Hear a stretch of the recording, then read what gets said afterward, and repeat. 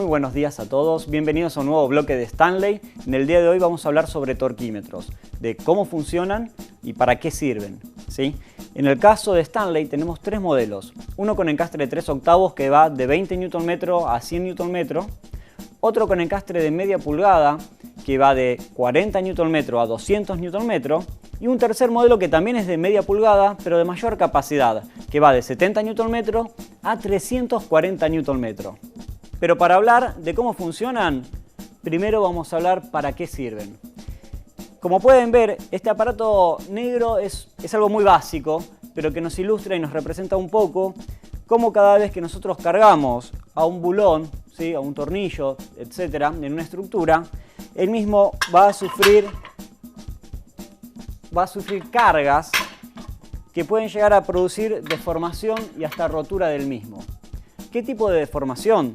Bueno, en el modelo acá de acrílico podemos ver que cuando yo ajusto la tuerca esta de acá abajo, vamos a ver cómo la goma negra que simboliza el tornillo se angosta en el centro, ¿sí? A medida que el tornillo se estira, el centro se angosta. Deja de tener elasticidad para pasar a un estado plástico donde va a poder romperse o quebrarse, ¿sí? Todos los tornillos, de acuerdo a su graduación, todos los tornillos de acero vienen marcados y podemos ir a una tabla y podemos leer cuál es el punto de fluencia, cuál es el punto donde el tornillo aguanta como máximo, por decirlo de alguna manera. De ahí nosotros siempre vamos a calcular que el ajuste máximo o el torque máximo que le podemos dar es el 20 o 30% menos de ese punto de fluencia, ¿sí? Y para eso están los torquímetros.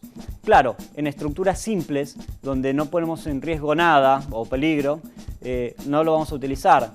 Pero en otro tipo de estructuras, como puede ser un montaje de un ascensor o ajuste de una tapa de cilindros, ¿sí?, en el caso de los mecánicos, ahí sí requerimos el mismo.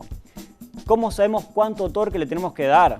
Fácil, tenemos que ir al manual del fabricante del producto, donde están las especificaciones de cuál es el torque justo que tenemos que darle a ese producto, o revisamos, como les decía, la tabla de cuál es la carga máxima que soporta ese bulón.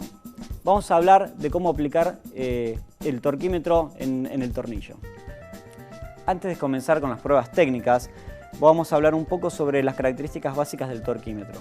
Tenemos una cabeza tipo ratchet o crique, donde tenemos el cambio de giro en la parte superior de la misma. Después tenemos la escala, que está en newton metro y en pie por libra. En Argentina generalmente se utiliza newton metro o kilogramo fuerza. 10 newton metro equivalen a 1 kilogramo fuerza aproximadamente. En la misma escala, para poder modificar el torque, quitamos la traba de la parte posterior, giramos el mango y vamos a ver que acá la escala comienza a moverse hacia un lado y hacia el otro. En el caso de los torquímetros de SAFE, para poder guardarlos de nuevo en su estuche, conviene siempre dejarlos al 20% de su capacidad máxima. No reducir al mínimo la tensión del resorte ni llevarlo al máximo, simplemente a un 20% para conservar el producto durante más tiempo en buenas condiciones. Bueno, yo lo voy a regular a un torque bajo y voy a hacer un ajuste del bulón para que vean y entiendan cómo un torquímetro de SAFE nos hace notar que llegamos al torque deseado. Vamos a regular el torque en 30 Nm. Vamos a poner el tubo de ajuste y ahí vamos a generar el torque. Ahí empieza a hacer fuerza y ahí pudieron escuchar que hubo un SAFE, hizo un pequeño clic y se movió la palanca indicando que llegamos al torque que nosotros seleccionamos. Y el tornillo ya está ajustado según las especificaciones técnicas. Bueno, para ir finalizando esta nota, les quiero comentar que siempre para arrimar un tornillo y darle un pequeño ajuste anterior, tenemos que utilizar o una llave combinada, o una llave ratchet o crique, o una palanca de fuerza si hay que aflojarlo. El torquímetro no es para arrimar, sino es para únicamente dar el torque.